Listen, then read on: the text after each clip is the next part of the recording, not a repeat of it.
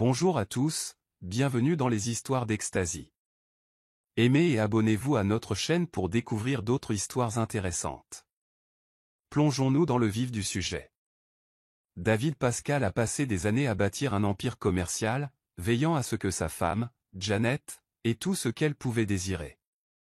Leur manoir était l'incarnation du luxe, leurs vacances étaient extravagantes et Janet n'avait jamais à lever le petit doigt.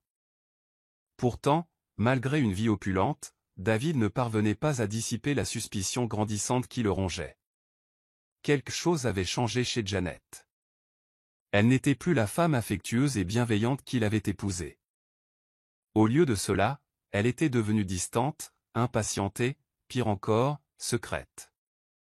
Tout avait commencé par des détails, des nuits blanches sans explication, des conversations téléphoniques à voix basse et sa soudaine obsession pour leurs finances. David avait toujours confié à Janet l'accès à leur compte, convaincu que le mariage était un mariage solide. Janet Pascal n'avait jamais vraiment aimé David. Dès le début, elle ne l'avait vu que comme une opportunité, une porte ouverte sur la vie de luxe qu'elle avait toujours désirée. Contrairement à David, qui croyait en l'amour et la loyauté, Janet croyait en la richesse et le pouvoir. Lorsqu'elle l'a rencontré pour la première fois, c'est sa richesse qui l'a attirée, et non sa personnalité. Elle savait qu'avec un homme comme David à ses côtés, elle n'aurait plus jamais à se battre. Mais il y avait un problème, son cœur appartenait déjà à quelqu'un d'autre. Collins était l'homme qu'elle aimait vraiment, celui qui avait conquis son cœur bien avant sa rencontre avec David.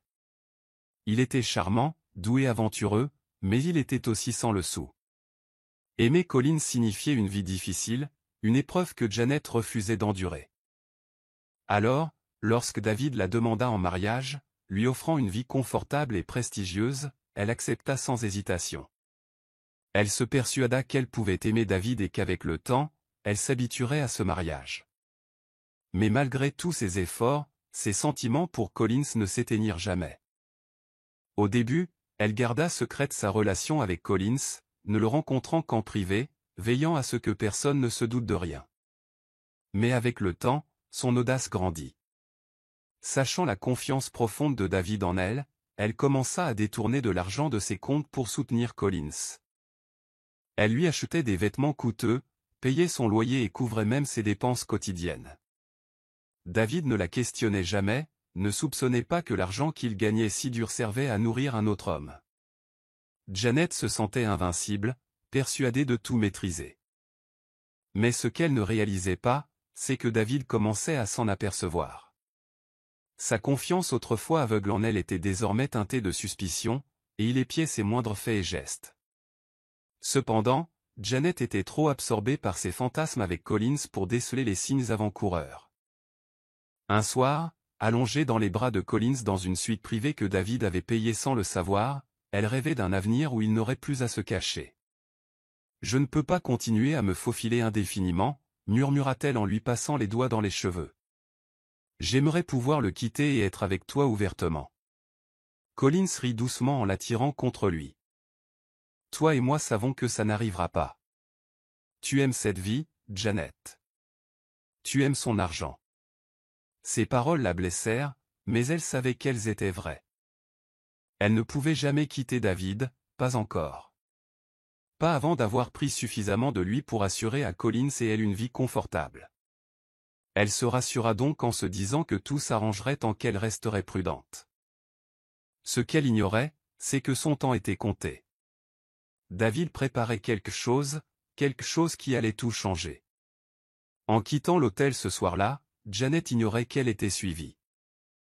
Lassé de douter de lui-même, David avait engagé un détective privé pour suivre ses déplacements. L'enquêteur avait tout filmé, ses réunions secrètes, ses cadeaux extravagants à Collins, et même les fonds volés. David avait toutes les preuves nécessaires, mais au lieu de la confronter immédiatement, il préféra attendre. Il voulait voir jusqu'où elle irait.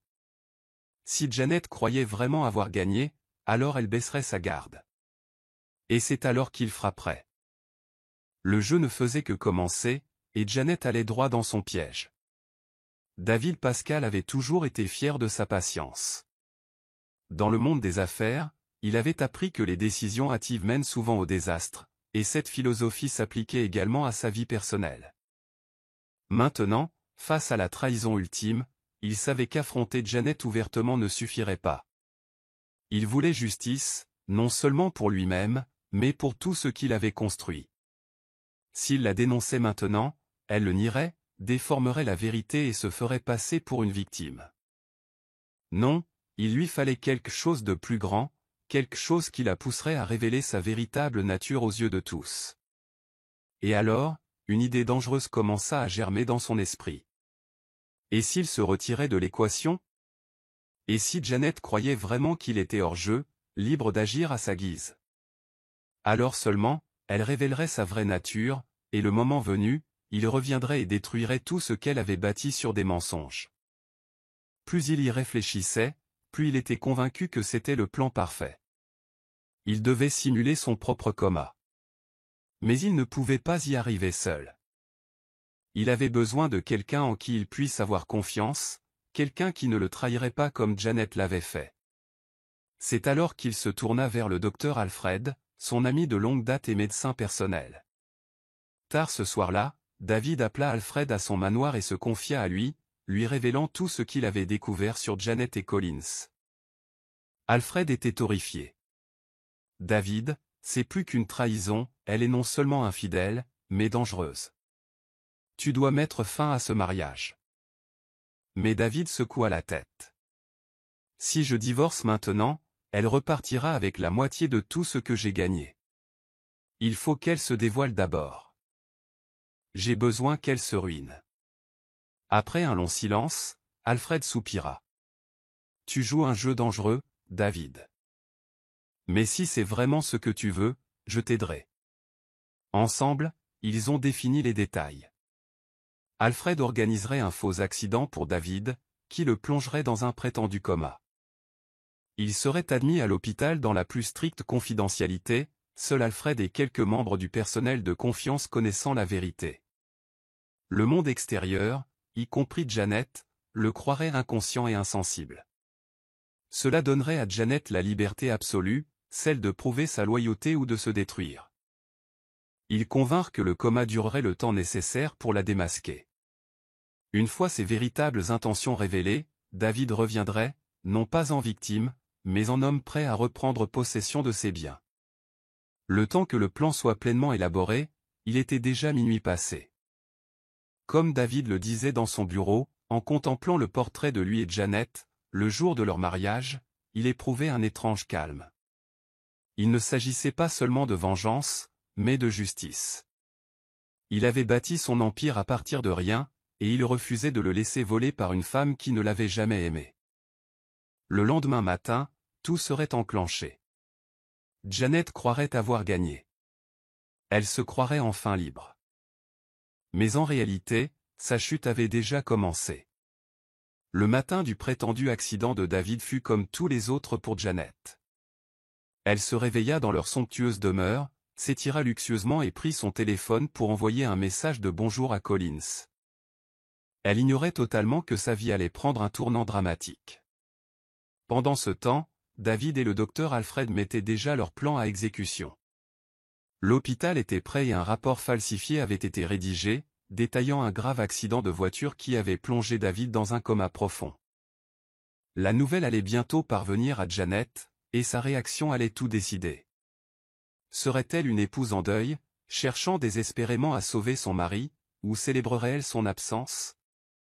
La réponse arriva plus vite que David ne l'avait prévu. Lorsque le docteur Alfred appela Janet, sa voix était grave. « Madame Pascal, il y a eu un accident. Votre mari? Il est dans un état critique. » Il prit une grande inspiration, comme s'il peinait à contenir le poids des mots. « J'ai bien peur qu'il soit dans le coma. » Il y eut un silence à l'autre bout du fil, et pendant une seconde, Alfred se demanda si elle s'était évanouie sous le choc.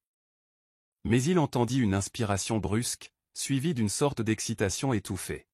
« Oh non !» dit finalement Janet, la voix teintée d'une détresse feinte. « C'est terrible. » Mais Alfred, qui observait les gens trompeurs depuis des années, savait qu'il n'en était rien. Son inquiétude était feinte.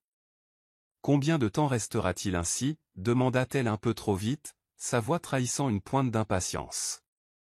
Alfred lui donna la réponse qu'elle désirait entendre. On n'en est pas sûr, mais cela pourrait prendre des mois, peut-être même plus. Janet se rendit sans tarder à l'hôpital, mais au lieu de ressentir du chagrin, elle ressentit un immense soulagement. Elle entra dans la chambre privée où David gisait immobile, des fils électriques attachés à son corps, le visage blême sous les néons. Elle le fixa un long moment, puis se pencha et murmura enfin, « Je suis libre ». Elle se redressa, regarda autour d'elle pour s'assurer que personne ne l'avait entendue, puis sortit son téléphone et appela Collins. « Chérie, tu ne vas pas le croire. David est dans le coma, dit-elle, la voix pleine d'excitation. C'est notre chance. Bientôt, tout ce qu'il possède sera à nous. Elle était tellement absorbée par sa célébration qu'elle ne remarqua pas le léger frémissement des doigts de David. Il avait tout entendu. Son cœur s'endurcit, mais il resta immobile. Il la laisserait creuser sa propre tombe. Tandis que Janet sortait de l'hôpital, un sourire suffisant aux lèvres, le docteur Alfred l'observait attentivement. Il avait vu de nombreuses réactions chez des épouses en deuil, mais aucune comparable à celle-ci. Pas de larmes, pas de désespoir, juste une envie d'avancer. Il secoua la tête, incrédule. « Elle ne sait pas ce qui l'attend », murmura-t-il. De retour à l'hôpital, David se jura qu'à la fin, Janet regretterait le jour où elle avait cru pouvoir le trahir. Janet Pascal rentra chez elle ce soir-là, plus légère qu'elle ne l'avait été depuis des années. Pour la première fois depuis son mariage avec David, elle se sentait libre. Elle n'avait plus à se faire passer pour une épouse aimante, ni à partager un foyer avec un homme qu'elle méprisait. David était hors de portée, et elle avait le contrôle total de sa fortune. La première chose qu'elle fit en rentrant fut de se servir un verre de vin de luxe et de déambuler dans la demeure comme si elle venait d'en hériter. Et à bien des égards, c'était le cas. David étant dans le coma, elle était désormais seule maître de ses finances et de ses affaires. Elle but une longue gorgée de vin avant de prendre son téléphone pour appeler Collins. « Bébé, viens. On a beaucoup à fêter », ronronna-t-elle au téléphone, imaginant déjà à quel point sa vie allait changer. Collins arriva moins d'une heure plus tard, et Janet l'accueillit à bras ouverts, l'attirant dans un baiser profond. « On l'a fait », murmura-t-elle. Collins sourit en lui caressant les bras. « Tu es sûr que tout est sous contrôle ?» demanda-t-il. « Absolument. David est dans le coma, et personne ne me questionne. Je suis désormais la gardienne légale de ses finances, lui assura-t-elle. Collins hocha la tête, mais Janet voyait l'avidité dans ses yeux. Il ne s'intéressait pas seulement à elle, il désirait la richesse, le pouvoir et une vie luxueuse, tout comme elle. Ensemble, ils élaborèrent un plan. Elle commencerait à retirer d'importantes sommes d'argent des comptes de David et, dans les 6 mois, elle vendrait l'entreprise. Au moment où David devait se réveiller, s'il le faisait un jour, il n'aurait plus rien à récupérer. Dès le lendemain matin, Janet entra au siège de l'entreprise avec un air arrogant. Elle entra dans le bureau de David comme si elle en avait toujours été la maîtresse, ignorant les regards des employés qui chuchotaient entre eux. Il savait que Janet ne s'était jamais souciée de l'entreprise, et sa présence soudaine après l'accident de David était de mauvais augure. Elle a convoqué une réunion d'urgence avec l'équipe financière et le conseil d'administration. Comme vous le savez tous, mon mari est dans le coma et je m'occuperai désormais de toutes ses affaires, a-t-elle annoncé avec une fausse tristesse. J'attends le respect absolu de toutes mes décisions à l'avenir. Le silence retomba dans la salle. Certains cadres échangèrent des regards nerveux, mais aucun n'osa la défier, du moins pas encore. Le même jour, elle retira sa première grosse somme d'argent, un demi-million de dollars transféré sur un compte offshore au nom de Colin. Ce n'était que le début. Au cours des semaines suivantes, elle allait se retirer de plus en plus, utilisant cet argent pour financer un style de vie luxueux. Bijoux coûteux, vacances privées, vêtements de créateurs, rien ne lui était interdit. Elle vivait enfin la vie dont elle avait toujours rêvé. Et surtout, personne ne pouvait l'arrêter. Du moins, c'est ce qu'elle pensait. Ayant le contrôle total des finances de David, Janet ne tarda pas à resserrer son emprise sur Pascal Enterprises. Elle ne s'était jamais intéressée aux activités de l'entreprise auparavant, mais maintenant, forte de ce pouvoir, elle comptait bien la façonner à son image. Sa première action fut de nommer Collins à la tête de l'entreprise, une décision qui provoqua une onde de choc dans toute l'entreprise. Les employés qui travaillaient pour David depuis des années étaient horrifiés de voir un homme inexpérimenté occuper un poste aussi important. Mais Janet s'en fichait. Pour elle, Collins méritait ce poste simplement parce qu'il était l'homme qu'elle aimait.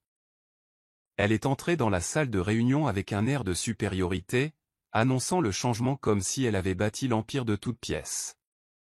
À compter d'aujourd'hui, Collins dirigera toutes les opérations managériales, a-t-elle déclaré.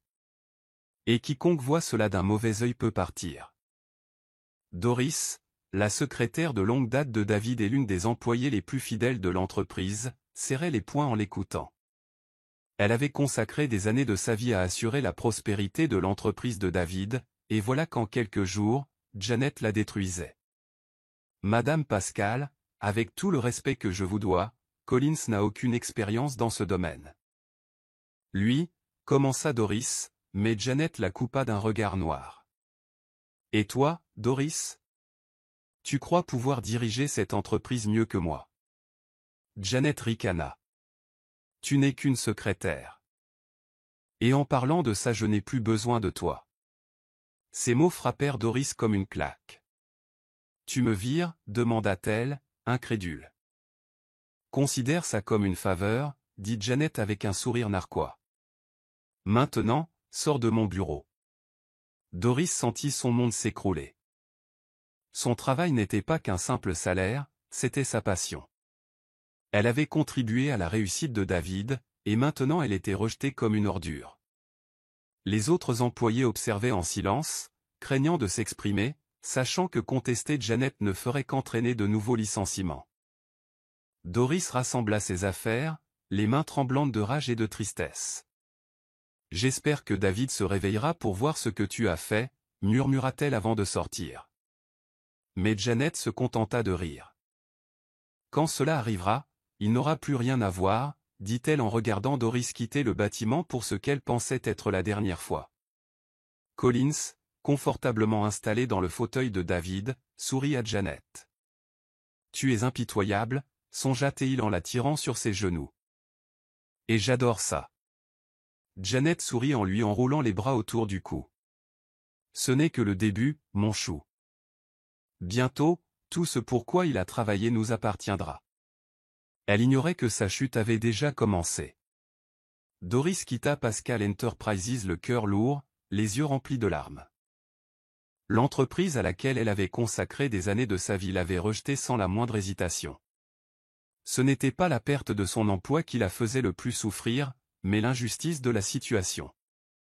Elle avait vu David bâtir cette entreprise de toutes pièces, sacrifiant son temps et son énergie pour assurer son succès. Et maintenant, à cause de la cupidité de Janet, tout s'écroulait. Doris avait toujours été une femme forte, mais cette fois, elle se sentait impuissante. Elle savait que si David avait été éveillé, il n'aurait jamais laissé une telle chose se produire. L'idée de le voir allongé, immobile, dans un lit d'hôpital lui inspirait une profonde tristesse. Mais même si elle ne travaillait plus chez Pascal Enterprises, elle n'allait pas rester les bras croisés et laisser Janet ruiner tout ce que David avait construit. Le lendemain matin, au lieu de rester à la maison à se complaire dans son malheur, Doris se rendit à l'hôpital. Elle n'avait aucune autorité légale sur les décisions médicales de David, mais cela ne l'empêchait pas de prendre de ses nouvelles. À son arrivée, elle fut accueillie par le docteur Alfred, qui l'attendait. « Je savais que vous viendriez, » dit-il avec un petit sourire. Doris soupira en se frottant les bras. « Je ne pouvais pas rester les bras croisés, » admit-elle. Janet détruit tout ce pourquoi David a travaillé, et l'entreprise s'effondre sous la direction de Colin. Le docteur Alfred hocha la tête d'un air sombre. Il avait tenu David au courant de tout, mais Doris ignorait totalement que David était conscient et à l'écoute. « Comment va-t-il » demanda-t-elle d'une voix inquiète. Le médecin hésita un instant avant de soupirer. son état est stable, mais on ne sait pas quand il se réveillera, ment-il, s'en tenant au traitement que David lui avait prescrit. Vous pouvez aller le voir si vous le souhaitez. Doris hésita avant d'entrer dans la chambre d'hôpital privée de David. Le voir allongé, immobile, le visage pâle sur les draps, lui serra la gorge. Elle s'assit à côté de lui serrant la main. « David, si tu m'entends, réveille-toi, murmura-t-elle, la voix chargée d'émotion. L'entreprise a besoin de toi. J'ai besoin de toi. Janet gâche tout, et si tu ne reviens pas bientôt, il n'y aura plus rien à sauver. » David, tout en faisant semblant d'être inconscient, ressentit un pincement de culpabilité. Il ne s'attendait pas à ce que quelqu'un s'en soucie autant, surtout pas Doris. Il l'avait toujours vue comme une employée dévouée, mais maintenant, il réalisait qu'elle était plus que cela, elle lui était fidèle comme Janet ne l'avait jamais été. Il voulait ouvrir les yeux et la rassurer, mais il savait qu'il devait attendre. Le moment n'était pas encore venu. Doris resta des heures aux côtés de David, lui parlant doucement de tout ce qui se passait. Elle lui raconta comment Janet l'avait renvoyé, comment Collins était désormais aux commandes et comment Janet retirait chaque jour d'importantes sommes d'argent. Tandis qu'elle parlait, elle sentit une flamme s'enflammer en elle. Elle ne pouvait pas rester les bras croisés à espérer que David se réveille. Elle devait agir. Elle devait se battre pour l'entreprise, même si cela impliquait de se retourner contre Janet elle-même. C'est ainsi qu'avec une détermination renouvelée, elle quitta l'hôpital, se promettant de trouver un moyen de sauver Pascal Enterprises, coûte que coûte. Janet ayant désormais pris les rênes de Pascal Enterprises, Collins ne perdit pas de temps à s'imposer comme le nouveau directeur. Il entra dans le bureau avec un air arrogant, comme s'il avait gagné son poste grâce à son mérite plutôt qu'aux manipulations de Janet. Les employés chuchotaient à voix basse tandis qu'il arpentait les couloirs, donnant des ordres sans se soucier du fonctionnement réel de l'entreprise. Son manque d'expérience est devenu évident presque immédiatement.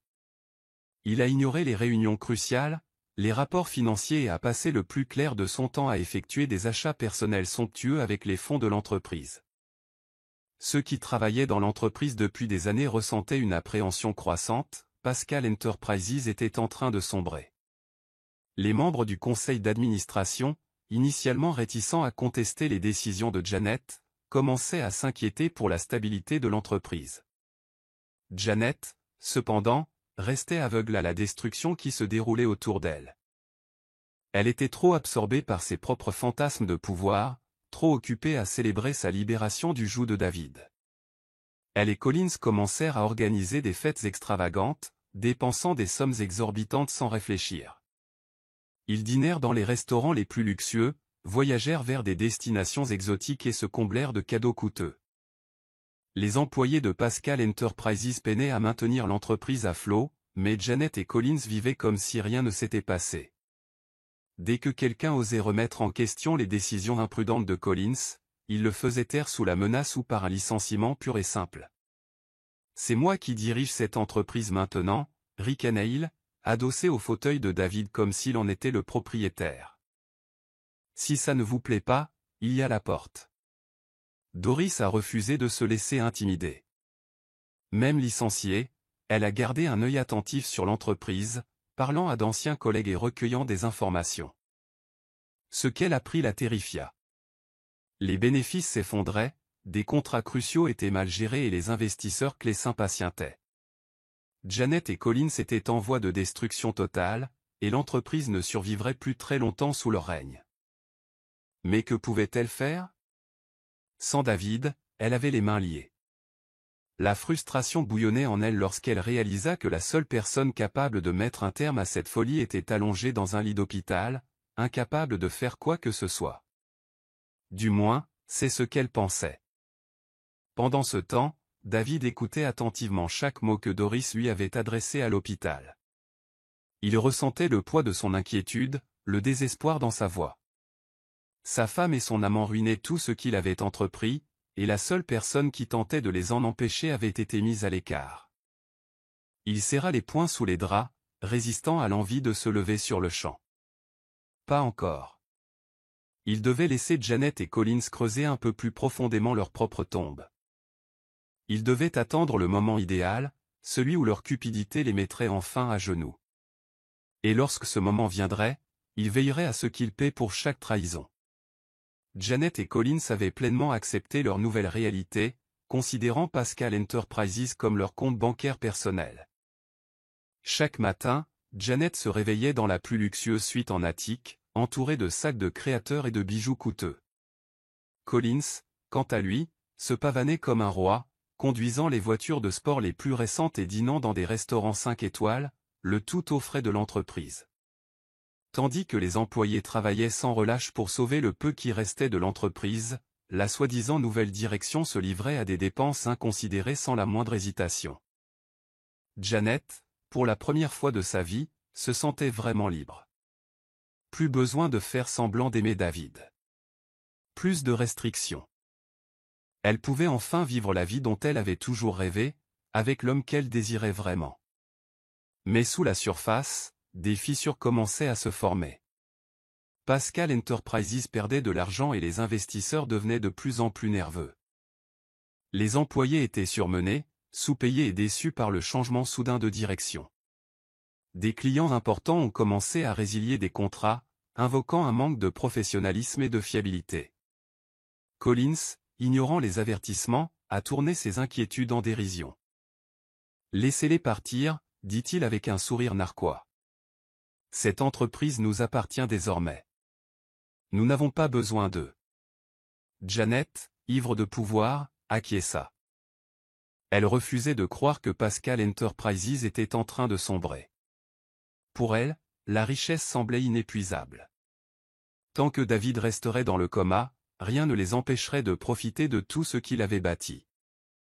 Doris, cependant, avait vu la vérité. Les investisseurs se retirent. Les employés démissionnent. Ils ne se soucient que d'eux-mêmes. David, bien qu'immobile, sentait sa colère bouillonner sous la surface. Il s'attendait à ce que Janet gaspille son argent, mais la voir détruire tout ce qu'il avait gagné? C'était impardonnable. Il écouta attentivement Doris, recueillant des informations qui lui seraient utiles plus tard, le moment venu de les dénoncer. Il voulait connaître chaque détail, chaque erreur, chaque décision imprudente qu'ils avaient prise. Et il voulait qu'ils croient qu'ils étaient invincibles avant de frapper. Pendant ce temps, Janet avait un autre plan en tête. À l'approche de la présentation de fin d'année, elle y vit l'occasion de finaliser son plan. 6 mois de plus, songea-t-elle à Collins lors d'un dîner aux chandelles, un verre de vin à la main. C'est le temps que le médecin a dit que David resterait dans le coma. Ça nous laisse assez de temps pour encaisser chaque centime et vendre l'entreprise. Collins sourit en levant son verre. À nous, a-t-il trinqué. À un avenir sans David Pascal. Janet rit, convaincue que la victoire était à portée de main. Elle ignorait que David observait, attendait et préparait son retour. Le docteur Alford avait toujours été un homme de principe, mais lorsque David lui avait présenté son plan audacieux, il avait accepté sans hésitation. Il connaissait la vérité sur la cupidité de Janet, avait vu comment elle manipulait et trompait son mari. Alors, lorsque David lui a demandé de simuler son coma, le docteur Alford n'a pas seulement accepté, il est devenu son plus proche allié. Chaque semaine, il donnait de fausses nouvelles à Janet, la persuadant que David était inconscient. Il est stable, disait-il. Mais rien ne laisse présager qu'il se réveille prochainement. À chaque fois, Janet dissimulait à peine sa joie. Elle ne s'enquérait jamais de sa santé par inquiétude, seulement par curiosité de savoir combien de temps il lui restait pour s'emparer de sa fortune. Mais la véritable loyauté du médecin allait à David. Chaque soir, lorsque l'hôpital était calme, il entrait dans la chambre et informait David de tout ce qui s'était passé ce jour-là. Elle envisage de vendre l'entreprise, lui annonça-t-il un soir. Elle et Collins pensent avoir le contrôle total de la situation. David, allongé dans son lit, expira lentement. Bien, murmura-t-il. Qu'ils pensent qu'ils ont gagné. Plus ils s'élèvent, plus dure sera leur chute. Le docteur hocha la tête, impressionné par la patience de David. La plupart des hommes dans sa position auraient déjà affronté leur traître, mais David était stratège. Il voulait que Janet et Collins se ruinent avant d'agir. Il voulait qu'ils soient révélés au monde entier. Tandis que Janet continuait de retirer de l'argent, le docteur Alford suivait chaque transaction. Il rassemblait des documents, enregistrait des conversations et s'assurait que David disposait de toutes les preuves nécessaires. Chaque fois que Janet se réjouissait de son avenir, chaque fois que Collins minimisait les difficultés de l'entreprise, c'était un nouveau clou dans leur cercueil. Ils n'ont aucune idée de ce qui les attend, remarqua le docteur Alford. Ils croient vraiment que vous ne vous réveillerez jamais. David eut un sourire narquois, la première véritable émotion qu'il manifestait depuis des semaines. Ils sont sur le point de vivre le plus grand choc de leur vie. La confiance de Janet grandissait de jour en jour. Plus ils approchaient de la fin d'année, plus elle célébrait. Une fois l'entreprise vendue, nous disparaîtrons, a-t-elle dit à Collins. Nous prendrons l'argent et quitterons cette ville pour de bon. Collins sourit, imaginant déjà une vie de richesse et de luxe. Aucun d'eux ne réalisait que leur jour de pouvoir était compté. Aucun d'eux ne savait que David Pascal était sur le point de sortir du coma qu'ils croyaient réel, et qu'à ce moment-là, leur chute serait rapide et impitoyable. Pascal Enterprises était autrefois un empire, mais sous la direction de Janet et Collins, il était devenu un navire en perdition. Les employés, autrefois loyaux et dévoués, travaillaient désormais dans la peur et l'épuisement.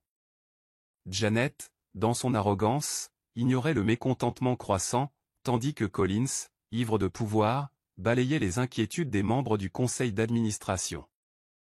Ils réagissent de manière excessive, a-t-il déclaré à Janet lors d'une réunion d'urgence convoquée pour discuter du déclin de l'entreprise. L'entreprise survivra.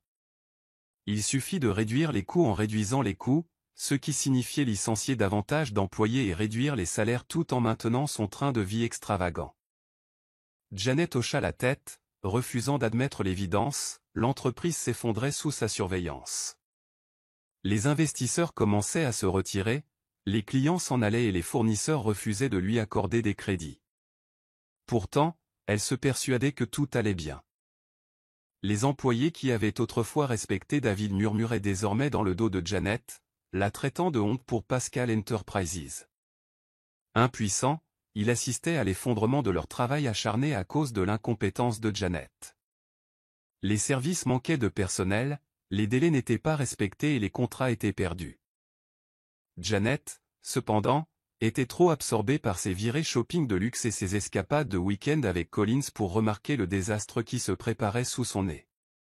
Doris, bien que sans emploi, surveillait de près les affaires de l'entreprise. Elle avait des contacts en interne, des employés fidèles qui lui fournissaient des informations. Elle savait que la situation était pire qu'on ne le pensait, et elle craignait qu'au retour de David, il n'y ait plus rien à sauver. Un matin, un courriel urgent arriva au bureau de Janet de la part d'un des principaux investisseurs. Le message était clair, si les rapports financiers ne s'amélioraient pas au cours du prochain trimestre, ils retireraient complètement leur soutien. Ce fut un coup dur, mais au lieu de régler les problèmes de l'entreprise, Janet et Collins ont pris une décision imprudente. Ils ont contracté des emprunts massifs, utilisant l'entreprise comme garantie, simplement pour maintenir leur train de vie. Une fois l'entreprise vendue, cela n'aura plus d'importance, lui a assuré Collins. Nous serons partis depuis longtemps, acquiesça Janet, aveugle au désastre grandissant. Pendant ce temps, Doris, assise au chevet de David, murmurait des nouvelles de la chute de l'entreprise. Ils ont détruit tout ce que tu as construit, dit-elle doucement. Mais je sais que tu répareras tout à ton retour. David, bien que faisant toujours semblant d'être dans le coma, avait tout entendu. Son cœur se serrait de voir avec quelle facilité Janet l'avait trahi. Il soupçonnait sa cupidité, mais l'avoir ruiné son entreprise confirmait son insensibilité. Il resta patient, attendant le bon moment pour frapper. Janet et Collins pensaient avoir gagné, mais David savait la vérité, ils avaient déjà perdu. L'entreprise était au bord de la destruction, et le moment venu, il se lèverait et reprendrait ce qui lui appartenait. Une fois le décor planté pour la chute définitive de Janet et de son amant, et David s'assurerait que le monde entier le suive, Doris était assise devant l'hôpital, regardant le coucher de soleil peindre le ciel de teintes orange et rose. Son cœur était lourd, accablé par la destruction dont elle avait été témoin chez Pascal Enterprises. Elle avait consacré des années de sa vie à bâtir l'entreprise aux côtés de David, et maintenant tout s'effondrait. Elle se demandait souvent s'il restait un espoir. David reviendrait-il un jour pour récupérer ce qui lui appartenait? L'imaginer allongé dans ce lit d'hôpital, inconscient du chaos que sa femme avait déclenché, lui faisait monter les larmes aux yeux. Mais Doris refusait d'abandonner. Chaque jour, elle lui rendait visite, espérant un miracle. Les infirmières de l'hôpital s'étaient habituées à sa présence. Elles la connaissaient par son nom, et certaines la plaignaient même, la prenant pour une femme en deuil, rongée par le passé. Le docteur Alfred, qui était dans le secret, admirait son dévouement. « Tu crois vraiment en lui, n'est-ce pas ?» demanda-t-il un jour, assis au chevet de David. « Plus que quiconque », murmura Doris en posant doucement sa main sur celle de David. Il voulait la rassurer, lui dire qu'il était éveillé et conscient de sa loyauté indéfectible, mais il devait prolonger la comédie encore un peu. La chute de Janet était proche, et il ne pouvait pas se permettre de se révéler tout de suite. Pendant ce temps, Janet restait inconsciente de la tempête qui se préparait autour d'elle. Elle était trop occupée à planifier sa prochaine action, vendre l'entreprise et s'enfuir avec Collins. Elle avait même commencé à siphonner de petites sommes vers des comptes offshore, préparant leur évasion. Elle n'avait jamais pensé aux employés qui perdraient leur emploi, ni aux clients qui avaient fait confiance à Pascal Enterprises. Pour elle, ce n'était qu'un moyen, un outil dont elle pouvait se débarrasser lorsqu'il ne lui servait plus à rien. Collins, lui aussi, s'impatientait. « Il faut agir vite », lui avait-il dit. Une fois l'entreprise en faillite, nous n'aurions peut-être plus l'occasion de vendre. Janet accepta, déterminée à tout finaliser avant la présentation de fin d'année. Doris, cependant, n'était pas prête à abandonner. Elle avait passé des années à apprendre les rouages de l'entreprise, et elle était sûre d'une chose, Janet n'était pas aussi intelligente qu'elle le pensait. Si seulement elle pouvait trouver la preuve de ces transactions frauduleuses, peut-être pourrait-elle empêcher la vente. Mais le temps pressait, et sans David, ses efforts semblaient vains. Pourtant, au fond d'elle-même, elle gardait espoir. David n'était pas seulement un homme d'affaires. C'était un battant. Et s'il y avait une chose qu'elle savait, c'était qu'il ne laisserait pas son héritage s'effondrer sans se battre. Janet était assise dans sa luxueuse demeure, sirotant un verre de vin onéreux tout en feuilletant des documents. Elle finalisait les formalités administratives pour la vente de Pascal Enterprises, une entreprise que David avait mis des années à bâtir. Elle n'y éprouvait aucun attachement émotionnel. Pourquoi le serait-elle? L'entreprise n'avait jamais rien signifié pour elle, tout comme David. Tant qu'elle pouvait en tirer le maximum, rien d'autre n'avait d'importance. Collins était assis en face d'elle, les pieds posés sur la table basse, souriant en parcourant les documents. Une fois cet accord conclu, nous serons parés pour la vie, dit-il. Janet sourit, se sentant victorieuse. Je vous l'ai dit, plus rien ne peut nous arrêter. Ce que Janet ne réalisait pas, c'est que des fissures commençaient à apparaître dans son soi-disant plan parfait. Les investisseurs de l'entreprise commençaient à s'inquiéter. L'activité avait chuté depuis le coma de David, et les membres du conseil d'administration commençaient à se poser de sérieuses questions. Les employés démissionnaient en masse, et ceux qui restaient travaillaient dans des conditions exténuantes. La rumeur se répandait que la gestion imprudente de Janet menait Pascal Enterprises à la ruine. Doris, malgré son licenciement, avait eu vent de ses problèmes. Ses contacts au sein de l'entreprise lui fournissaient des informations, et tout ce qu'elle apprenait ne faisait que renforcer sa détermination. Tandis que Janet et Collins passaient leur journée à se livrer au luxe et à préparer leur évasion, Doris travaillait sans relâche pour trouver un moyen de les arrêter. Elle savait que la seule personne capable de mettre un terme aux manigances de Janet était David lui-même. Chaque visite à l'hôpital la remplissait de frustration. « Si seulement tu savais ce qu'elle fait à ton héritage », murmura-t-elle, assise à côté de lui, immobile. Elle ignorait que David entendait chaque mot. Chaque information qu'elle partageait, chaque larme qu'elle versait ne faisait que renforcer sa détermination. Il ne laisserait pas Janet s'en tirer comme ça. Pendant ce temps, Collins commençait à avoir des doutes. Même s'il appréciait le luxe que Janet lui procurait, il avait le pressentiment que leur temps était compté. Il détournait l'argent des comptes de l'entreprise à l'insu de Janet, se préparant au jour où il pourrait devoir disparaître seul. Janet lui faisait une confiance aveugle, ignorant que l'homme qu'elle aimait était aussi impitoyable et fourbe qu'elle. Mais tandis que Collins veillait sur lui-même, Janet restait aveuglée par son ambition. L'affaire était presque conclue, et bientôt, elle serait libérée à jamais de l'ombre de David. Janet était assise en face du docteur Alfred dans son bureau, faisant tournoyer un bracelet de diamants autour de son poignet, les yeux brillants d'impatience. « Dites-moi, docteur, combien de temps encore avant que David se réveille ?» demanda-t-elle d'une voix faussement inquiète. Le docteur Alfred, qui avait joué le jeu de David, se renversa dans son fauteuil et poussa un soupir dramatique. « C'est difficile à dire, mais vu son état, je dirais qu'il lui faudra encore au moins 6 mois, dit-il. Le visage de Janet s'illumina de joie. 6 mois, c'était largement suffisant pour vendre l'entreprise et disparaître avec Collins. Elle se mordit la lèvre, réprimant un sourire. « C'est dommage, dit-elle en feignant la tristesse. Janet réfléchissait déjà aux derniers détails. Elle conclurait l'affaire, retirerait tous les fonds restants et quitterait le pays avec Collins. Dès que l'entreprise serait officiellement vendue, elle n'aurait plus aucune raison de rester. Elle envisageait de changer d'identité et de déménager en Europe, où elle et Collins pourraient vivre dans le luxe, sans se soucier de rien. David étant hors de leur vue pendant 6 mois, elle n'avait plus à s'inquiéter. Elle quitta le cabinet du médecin avec un sentiment de victoire, complètement inconsciente du piège qui se refermait lentement sur elle. Pendant ce temps, Doris atteignait son point de rupture. Chaque visite à l'hôpital la rendait encore plus impuissante. Elle avait essayé d'avertir le conseil d'administration, de supplier les investisseurs, et même de contacter d'anciens employés, mais personne ne la prenait au sérieux. « Tu ne fais plus partie de l'entreprise », lui dirent-ils d'un ton dédaigneux. Mais Doris refusait d'abandonner.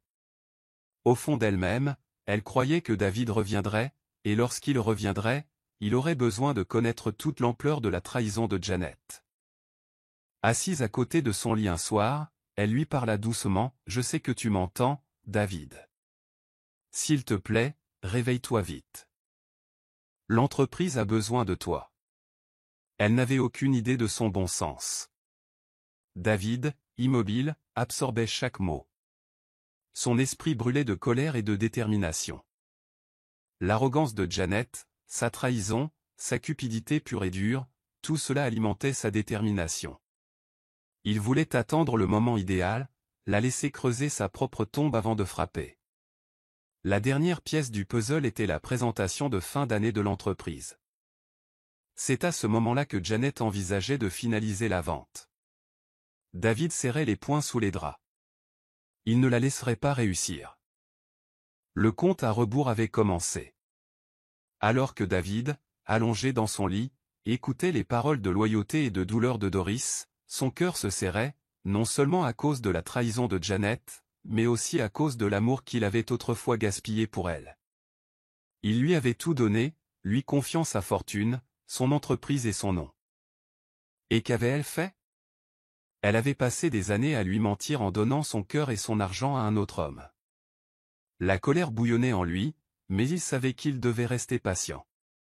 S'il se dévoilait trop tôt, il n'aurait pas l'occasion de rendre justice à Janet.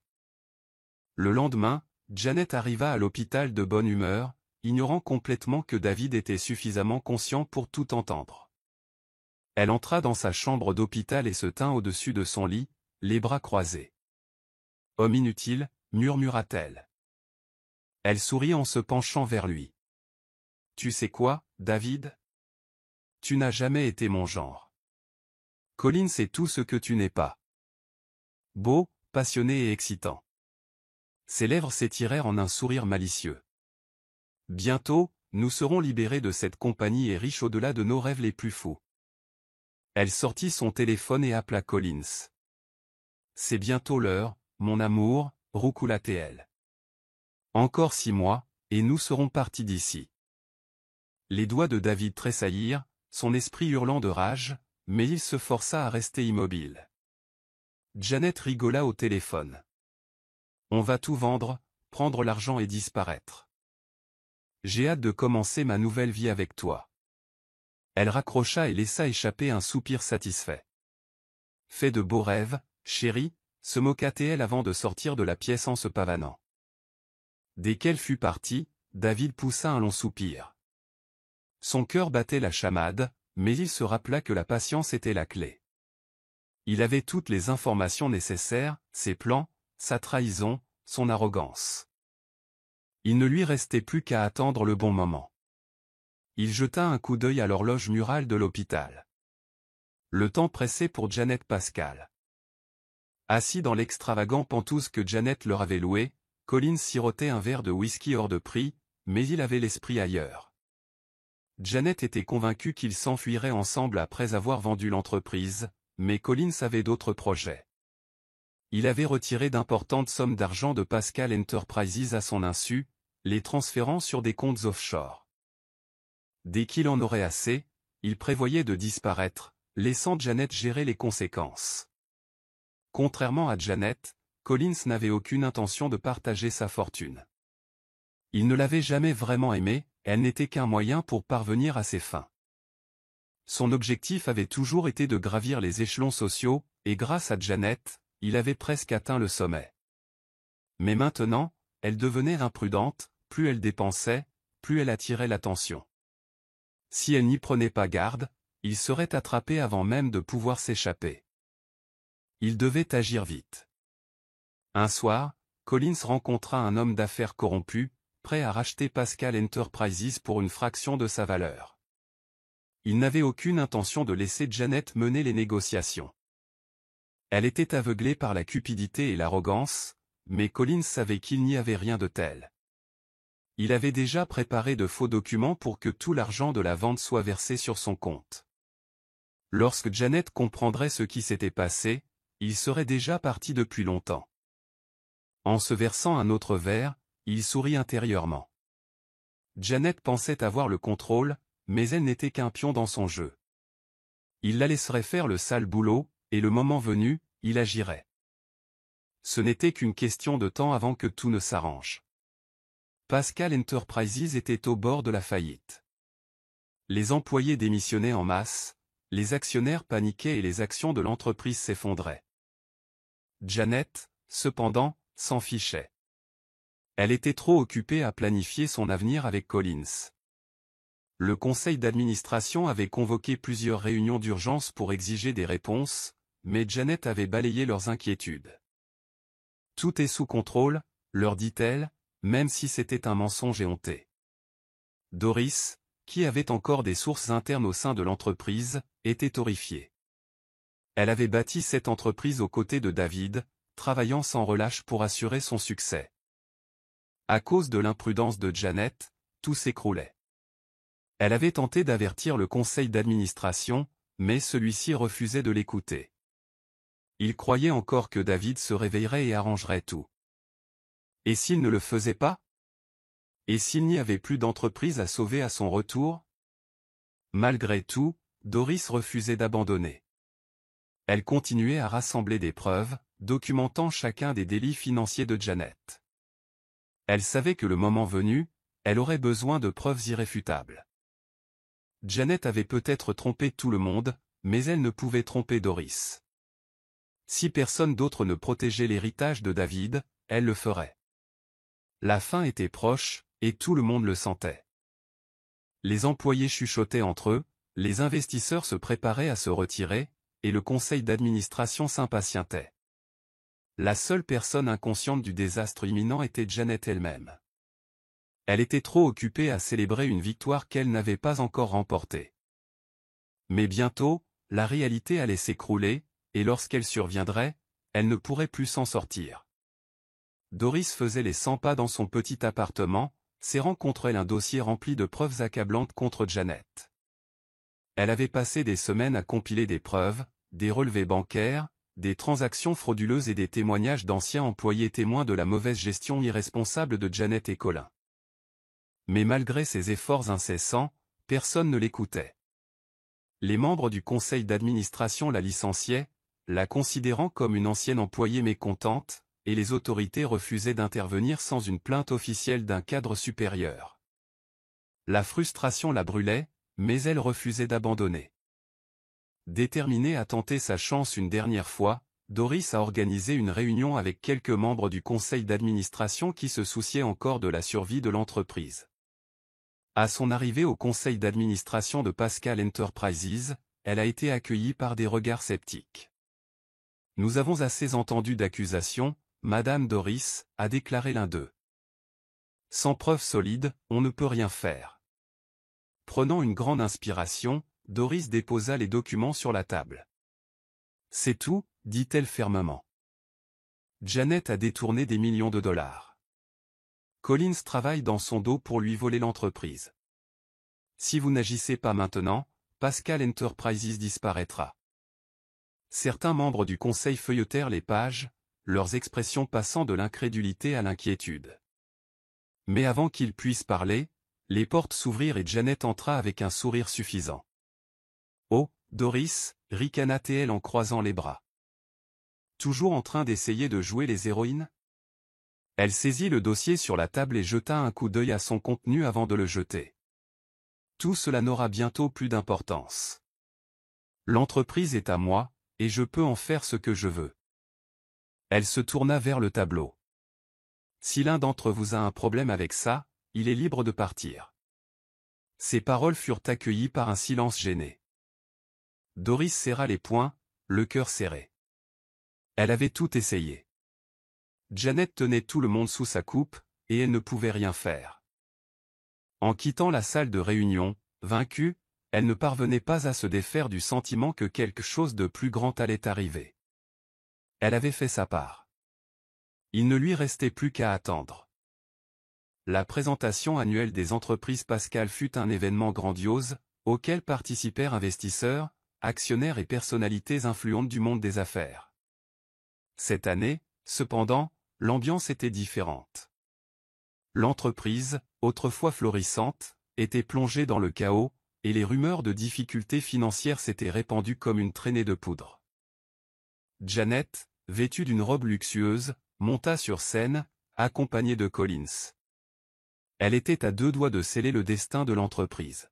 « Mesdames et messieurs » commença-t-elle, « je suis heureuse d'annoncer un nouveau chapitre passionnant pour Pascal Enterprises. » Tandis qu'elle parlait, Doris observait la scène depuis la foule, le cœur battant. Elle savait ce qui allait arriver, la vente officielle de l'entreprise. Une fois ce moment venu, il serait impossible de revenir en arrière. Janet était sur le point de s'en tirer. Doris se retourna pour partir, refusant d'assister à la destruction de l'entreprise à laquelle elle avait consacré sa vie. Mais alors qu'elle atteignait la sortie, un murmure parcourut la pièce. Des halètements emplirent l'air. Doris se retourna et se figea. Là, debout à l'entrée du grand hall, se tenait David Pascal. La pièce tomba dans un silence total. Le sourire confiant de Janet s'évanouit, remplacé par une horreur profonde. Son corps se raidit, son esprit peinant à assimiler ce qu'elle voyait. « Non, ce n'est pas possible » murmura-t-elle. Collins, debout à côté d'elle, recula d'un pas, le visage décoloré. David, vêtu d'un élégant costume noir, s'avança vers la scène d'un pas lent et posé. Son regard perçant se fixa sur la silhouette tremblante de Janet. Arrivé à l'estrade, il lui prit le micro des mains. « Mesdames et messieurs » sa voix résonna, ferme et impérieuse. « Je m'appelle David Pascal et, contrairement à ce qu'on vous a dit, je suis bien vivant. » Le chaos régnait dans la salle. Les journalistes se précipitaient pour prendre des photos, les investisseurs chuchotaient sous le choc et les membres du conseil d'administration échangeaient des regards stupéfaits. Janet, persuadée que David resterait dans le coma, sentit ses jambes faiblir. Elle regarda autour d'elle, cherchant une issue, mais il n'y avait nulle part où fuir. Collins, pressentant le désastre imminent, s'avança lentement vers la sortie, mais la voix aigre de David l'arrêta net. « Tu vas quelque part, Collins ?» Collins se leva. La sueur perlait sur son front tandis qu'il se tournait lentement vers David. David dit. David leva la main, le faisant taire. « Nous vous reviendrons dans un instant. » Il reporta son attention sur le public. « Ces derniers mois, j'ai tout observé, poursuivit-il. Alors que j'étais censé être inconscient, ma chère épouse n'a pas perdu de temps pour démolir tout ce que j'avais construit. Elle a licencié mes employés les plus fidèles, détourné des millions et projeté de vendre les services de Pascal Enterprises aux plus offrants. Son regard perçant a transpercé Janet. Et tout cela, elle se pavanait avec son amant, Collins. Des exclamations de surprise résonnèrent dans le hall. Les investisseurs chuchotaient avec colère, les membres du conseil d'administration échangeaient des regards horrifiés, et les journalistes capturaient avec enthousiasme chaque seconde du scandale qui se déroulait. Janet avait l'impression que les murs se refermaient sur elle. « David, s'il te plaît » essaya-t-elle en esquissant un sourire forcé. « Tout cela n'est qu'un malentendu. » David l'ignora. « Docteur Alfred, veuillez avancer. » Le médecin émergea de la foule et tendit un dossier à David. Ceci contient toutes les preuves des crimes de Janet, relevés bancaires, transactions et témoignages d'employés ayant souffert sous son règne. Je porte plainte pour détournement de fonds, fraude et sabotage d'entreprise. Janet écarquilla les yeux. Non. Tu ne peux pas me faire ça. David sourit. Oh, mais je peux. Il se tourna vers la sécurité. Faites-les disparaître de ma vue. Deux gardes se précipitèrent. Collins tenta de s'échapper, mais ils l'attrapèrent avant qu'il ne puisse s'échapper. Janet hurla, donna des coups de pied et se débattit, mais elle ne put échapper à son sort. Tandis qu'on les emmenait, David prit une grande inspiration et se tourna vers Doris, qui se tenait au bord de la foule, les yeux remplis de larmes. « Tu ne m'as jamais abandonné, dit-il doucement. Merci. » Doris sourit, submergée par le soulagement. Le cauchemar était enfin terminé. Pascal Enterprises était sauvé et justice avait été rendue.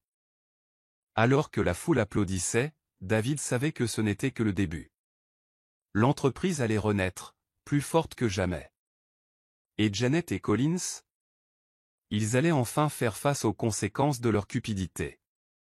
Leur règne de destruction avait pris fin. Le silence dans la grande salle était étouffant, tous les regards rivés sur Janet. Celle qui avait autrefois arboré les traits de l'élégante et puissante épouse de David Pascal était maintenant figée, le visage pâle, les mains tremblantes. La voix de David résonnait haut et fort, tranchant la tension comme une lame tranchante. Pendant des mois, je suis resté allongé dans ce lit d'hôpital, à t'écouter célébrer mon coma, à te regarder trahir tout ce que nous avions construit ensemble. Tu n'as pas perdu de temps à révéler ton vrai visage, Janet. Tu m'as volé, viré mes meilleurs employés et failli détruire mon entreprise. Des murmures fusèrent dans la foule tandis que Janet tentait désespérément de préserver sa dignité. David, s'il te plaît. Tu ne comprends pas, j'essayais juste de faire en sorte que tout fonctionne. J'ai fait des erreurs, certes, mais je l'ai fait pour nous. S'est-elle exclamée en esquissant un faux sourire. Mais David ne s'est pas laissé influencer. Pour nous? Il a ricané. Tu t'apprêtais à vendre l'entreprise et à t'enfuir avec Collins. N'insultez pas mon intelligence. Il se tourna vers le grand écran de projection derrière lui, où étaient projetées des images accablantes, des images de sécurité montrant Janet embrassant Collins dans le bureau de David, retirant d'importantes sommes d'argent et organisant des fêtes privées au manoir en l'absence de David. La foule se mit à chuchoter, choquée, et les membres du conseil d'administration échangèrent des regards furieux. « Comment as-tu pu faire ça, Janet ?» demanda l'un d'eux. « Tu as failli faire faillite pour Pascal Enterprises. » Les investisseurs hochèrent la tête avec dégoût, tandis que les journalistes capturaient avec enthousiasme chaque instant du scandale. Le souffle de Janet s'accéléra. Elle se tourna vers les agents de sécurité qui se tenaient à l'entrée. « Vous devez me sortir d'ici » siffla-t-elle. Mais avant qu'elle puisse faire un pas, David lui assena le coup fatal. « Janet Pascal, dit-il froidement, tu es officiellement radiée de ma vie, de ma compagnie et de mon foyer. » Les jambes de Janet vacillèrent. L'humiliation était insupportable. Pendant des années, elle avait vécu comme l'épouse d'un puissant milliardaire, mais maintenant, aux yeux de tous, elle était réduite à néant. Elle se tourna vers Collins, espérant qu'il prendrait sa défense, mais ce qu'elle vit la glaça. Collins s'échauffait, avançant lentement vers la sortie comme un rat essayant d'échapper à un navire en perdition. Son visage était blême, ses mains tremblaient, conscient de la gravité de la situation. Collins dit quelque chose. Janet hurla en tendant la main vers lui, mais il se dégagea aussitôt. « Tu crois que je vais tomber avec toi » s'exclama-t-il. « Je n'ai rien à voir avec ça. » David laissa échapper un rire amer. « Ça n'a rien à voir ? Collins, tu étais plus qu'heureux de profiter du luxe que mon argent comportait. » Il se tourna vers la sécurité. « Assurez-vous qu'ils ne partent pas. » 2 gardes s'avancent, bloquant la sortie. La confiance de Collins est instantanément anéantie. « Non, attends. Je ne faisais qu'obéir aux ordres. C'était l'idée de Janet, je te jure. » Il cria, sa voix devenant désespérée. « S'il te plaît, David, aie pitié. » David s'approcha, la voix dangereusement basse. « De la pitié ?» Il secoua la tête. « La seule chose que je regrette, c'est de t'avoir fait confiance. » Il fit signe aux autorités qui attendaient dehors. Quelques instants plus tard, 2 agents entrèrent dans le hall. « Monsieur Collins, vous êtes en état d'arrestation pour fraude financière, complot et détournement de fonds. » La voix de l'agent était froide et autoritaire. Alors qu'il lui passait les menottes, Collins se débattait en hurlant sur Janet. « Tu m'as ruiné, Janet. C'est ta faute. » Mais Janet n'avait plus de mots. Dès que Collins fut emmené, elle sentit tout espoir s'évanouir. Elle avait tout perdu, son pouvoir, son argent, et désormais, son seul allié. La pièce qu'elle avait autrefois dirigée la regardait désormais avec dégoût. Et pour la première fois, elle ressentit une véritable peur. Tandis qu'on emmenait Collins, Janet s'effondra à genoux, le visage ruisselant de larmes. « David » gémit-elle en agrippant le bas de son pantalon. « S'il te plaît, ne fais pas ça. Je peux tout arranger. Je t'aime toujours. » Sa voix se brisa, mais David resta impassible. Il la fixa, le dégoût brillant dans ses yeux. « Tu ne m'aimes pas, Janet » dit-il froidement. « Tu aimes le pouvoir. Et maintenant qu'il n'est plus là, tu n'es plus rien. » Janet sanglotait, cherchant du regard la sympathie dans la salle, mais les invités se contentèrent de secouer la tête. Les investisseurs qui la respectaient autrefois la regardaient désormais comme une ordure. Les membres du conseil d'administration, qui auparavant acquiesçaient à ses paroles, lui tournèrent maintenant le dos. Même les journalistes ne prirent pas la peine de lui poser des questions, trop occupés à immortaliser sa chute. Désespérée, elle se tourna vers Doris, la femme qu'elle avait traitée comme une moins que rien. « Doris, s'il te plaît, tu as toujours été gentille. Aidez-moi » cria-t-elle. Doris soutint son regard, son expression indéchiffrable. Pendant des années, Janet l'avait rabaissé, lui avait volé son travail et l'avait laissé lutter pour survivre. Et maintenant, elle était là, à mendier. Doris soupira en secouant la tête. « Janet, tu as fait tes choix, dit-elle doucement. Et maintenant, tu dois vivre avec. » La sécurité s'avança, prête à escorter Janet, mais elle se tourna vers David, le visage crispé par la douleur. « David, s'il te plaît, » murmura-t-elle. « Une dernière chance. » La voix de David était définitive. Il n'y a plus d'occasion. Sur ce, il se détourna sans un regard en arrière. Tandis que Janet était escortée hors du grand hall, l'atmosphère changea. Pour la première fois depuis des mois, Pascal Enterprises sentit son souffle renaître. Les membres du conseil, au bord du désespoir, tournèrent alors leur regard vers celle qui n'avait jamais baissé les bras, Doris. Elle se tenait silencieuse au milieu de la foule, observant la justice se dérouler devant elle. Elle savait que David finirait par revenir, mais elle ne s'attendait pas à assister à un jugement aussi dramatique. David s'avança en s'éclaircissant la gorge. Le silence retomba dans la salle tandis qu'il se tournait vers Doris, l'air plus doux. « Il y a une personne ici aujourd'hui qui ne m'a jamais abandonné », annonça-t-il d'une voix qui résonna dans le couloir. Tandis que d'autres m'ont trahi, elle est restée fidèle. Lorsqu'elle a été chassée, elle n'a pas cherché à se venger, elle est restée inébranlable. Doris, c'est grâce à toi que j'ai encore confiance en cette compagnie. Le public acquiesça bruyamment, hochant la tête en comprenant la justesse de ses paroles. Doris écarquilla les yeux lorsque David lui tendit la main. « Il est temps de te ramener à ta place, » dit-il fermement. L'instant était surréaliste. Des mois auparavant, elle avait quitté ce même bâtiment les mains vides. Maintenant, elle était rappelée, non seulement comme employée, mais comme celle qui avait sauvé Pascal Enterprises de la ruine. Les membres du conseil d'administration applaudirent chaleureusement, saluant sa force et son dévouement. Doris déglutit difficilement, l'émotion la submergeant. « Merci, monsieur Pascal, » dit-elle d'une voix tremblante. « Je n'ai jamais cessé de croire en toi. » David a souri. « Et je ne l'oublierai jamais. » Le lendemain matin, Doris entra chez Pascal Enterprises, non pas en tant qu'ancienne secrétaire, mais en tant que nouvelle directrice générale. Les employés qui avaient autrefois douté d'elle l'accueillirent désormais avec des sourires chaleureux, un respect évident. David n'avait pas perdu de temps pour la réintégrer, et dès qu'elle franchit les portes, elle comprit qu'elle avait du travail à faire. L'entreprise avait souffert de la mauvaise gestion de Janet, et sa reconstruction prendrait du temps. Mais pour la première fois depuis longtemps, l'espoir reprenait.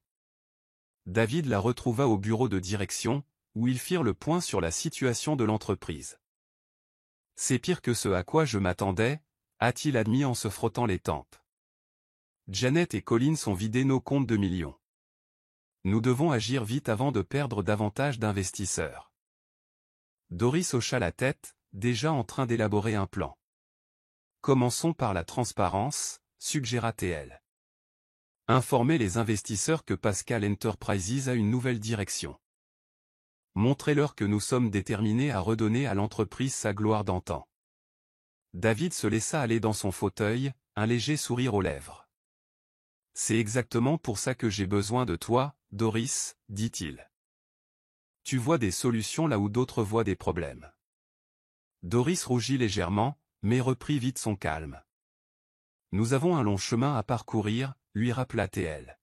« Mais avec les bonnes décisions, nous pouvons rendre cette entreprise plus forte que jamais. » Au cours des semaines suivantes, Doris a fait ses preuves comme personne ne l'aurait imaginé. Les employés ont commencé à lui faire confiance, les investisseurs sont revenus et la réputation de l'entreprise a commencé à se refaire. La tempête était passée et un avenir meilleur était enfin à portée de main. Pendant ce temps, Janet faisait face aux conséquences de ses actes. La vie luxueuse qu'elle avait bâtie avec de l'argent volé s'effondrait sous ses yeux. La demeure où elle vivait autrefois fut saisie, ses biens gelés et son nom déshonoré dans le monde des affaires. Collins, désormais en prison pour fraude, l'avait laissée complètement seule. Sans aucun endroit où aller, elle se retrouva dans un petit appartement, peinant à payer son loyer. Elle était assise devant la télévision, regardant un reportage sur le redressement de Pascal Enterprises. La caméra zooma sur David et Doris, debout côte à côte, s'adressant au public. Doris rayonnait de confiance, son travail acharné ayant porté ses fruits. Janet serra les poings. Comment était-elle tombée si bas alors que Doris avait atteint des sommets qu'elle n'aurait jamais imaginés? Le désespoir la rongeait. Elle songea à contacter David une dernière fois, mais au fond d'elle, elle savait que c'était inutile. Il l'avait complètement coupée, et il était impossible de revenir en arrière. Le regret s'installa profondément en elle lorsqu'elle réalisa que la seule vérité qu'elle avait ignorée, l'amour fondé sur la cupidité, était voué à l'échec. À cet instant, elle accepta son sort. Elle avait perdu, et plus personne ne pouvait la sauver. Les mois passèrent, et Janet vécut dans l'ombre. Autrefois épouse d'un milliardaire, elle cumulait désormais des petits boulots pour survivre. Elle évitait les regards du public, honteuse de ce qu'elle était devenue. Personne ne voulait être associé à elle, et même ceux qu'elle considérait autrefois comme des amis refusaient de reconnaître son existence. Un soir, elle était assise seule dans un petit café, sirotant une tasse de café qu'elle pouvait à peine s'offrir. Elle a entendu deux femmes discuter de Pascal Enterprises. « Tu as entendu ? David Pascal se porte mieux que jamais, a dit l'une d'elles. Et j'ai entendu dire qu'il préparait quelque chose de grand avec Doris. » Le cœur de Janet se serra. Elle avait pensé que peut-être, juste peut-être, David ne surmonterait jamais sa trahison. Mais elle avait tort. Non seulement il avait tourné la page, mais il avait trouvé quelqu'un de meilleur. Elle l'avait pris pour acquis, et maintenant, elle devait vivre avec la certitude qu'il avait construit une nouvelle vie, sans elle. En quittant le café, elle réalisa une douloureuse expérience. Elle avait passé des années à courir après la richesse et le pouvoir, pour finalement perdre tout ce qui comptait vraiment. Et maintenant, il était trop tard pour changer le passé. David avait consacré des mois à reconstruire Pascal Enterprises, assurant sa stabilité et sa croissance. Avec Doris comme bras droit, l'entreprise s'était non seulement remise de la mauvaise gestion de Janet, mais avait atteint de nouveaux sommets de réussite. Les investisseurs avaient repris confiance, les employés se sentaient à nouveau valorisés et les bénéfices progressaient régulièrement. Pourtant, malgré ses réussites professionnelles, David se retrouvait préoccupé par quelque chose, ou plutôt par quelqu'un, qui était devenu bien plus important que les affaires. Doris l'avait soutenu pendant les moments les plus sombres de sa vie, lui prouvant sa loyauté d'une manière qu'il n'aurait jamais imaginée. Un soir, alors qu'il travaillait tard au bureau, David se surprit à jeter des regards furtifs à Doris. Elle examinait un rapport financier, les sourcils légèrement froncés par la concentration. Il admirait sa détermination tranquille, la façon dont elle avait assumé son rôle de leader avec aisance, tout en restant humble. Il s'éclaircit la gorge, attirant son attention. « Tu devrais faire une pause, » suggéra-t-il avec un sourire. « Tu as travaillé sans relâche. » Doris rit doucement en étirant les bras. Dit l'homme qui vit pratiquement dans ce bureau. David se renversa dans son fauteuil, son expression s'adossant. « Doris, as-tu déjà pensé à ce que serait la vie après ce bureau ?» Elle pencha la tête, sentant le changement de ton. « Que veux-tu dire ?» Il hésita un instant avant de parler. « Je veux dire, au-delà du simple travail. Au-delà des entreprises Pascal. Et s'il y avait plus pour nous ?» Doris cligna des yeux, surprise par la profondeur de son regard. Il y avait quelque chose dans sa voix, quelque chose qu'elle n'avait jamais entendu auparavant. Avant qu'elle puisse répondre, David soupira en secouant la tête. « Oublie ce que j'ai dit.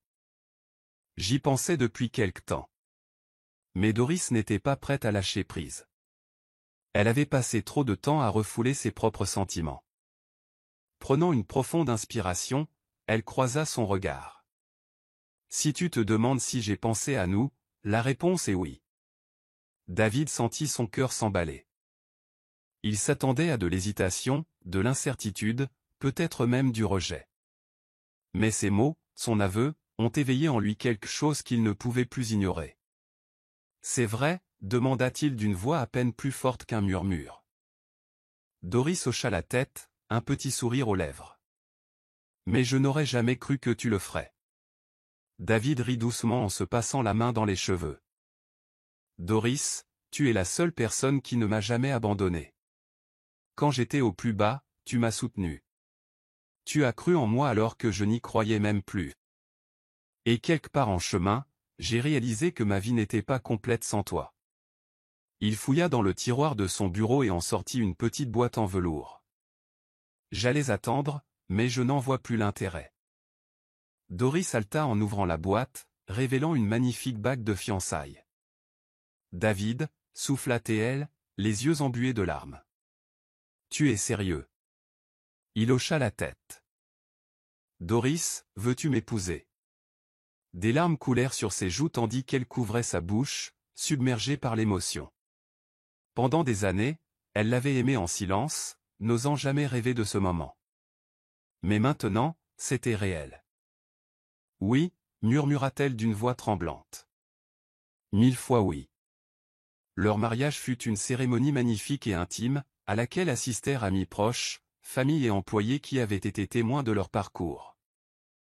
Alors que Doris s'avançait vers l'autel, elle ne put s'empêcher de penser à tout ce qui avait changé. De secrétaire négligée à femme aux côtés de l'homme qu'elle avait toujours admiré, c'était comme un conte de fées devenu réalité. David la regarda s'approcher avec un sourire éloquent. Il avait connu la trahison, le chagrin et la perte, mais rien de tout cela n'avait plus d'importance. Dès que Doris l'atteignit, il prit ses mains dans les siennes et murmura, « Tu m'as sauvé, Doris. De toutes les manières qui comptent. » Elle lui serra les mains, les yeux brillants d'amour. « Et tu m'as sauvé aussi. » Alors qu'ils échangeaient leurs vœux, le passé s'estompa. Janet n'était plus qu'un lointain souvenir, une leçon de ce que l'amour ne devrait jamais être. Doris était son avenir, sa véritable partenaire, non seulement en affaires, mais dans la vie. Lorsque l'officiant les déclara mari et femme, David l'embrassa profondément et sincèrement, scellant leur union par l'amour. Alors qu'ils dansaient sous les lumières dorées de la salle de réception, David lui murmura à l'oreille, « Ce n'est que le début. » Et tandis que Doris posait sa tête contre son torse, elle comprit que c'était l'avenir dont elle avait toujours rêvé. C'est la fin de l'histoire. Qu'avez-vous appris à ce sujet? Aimez et abonnez-vous à notre chaîne pour découvrir d'autres histoires intéressantes. Merci de votre attention.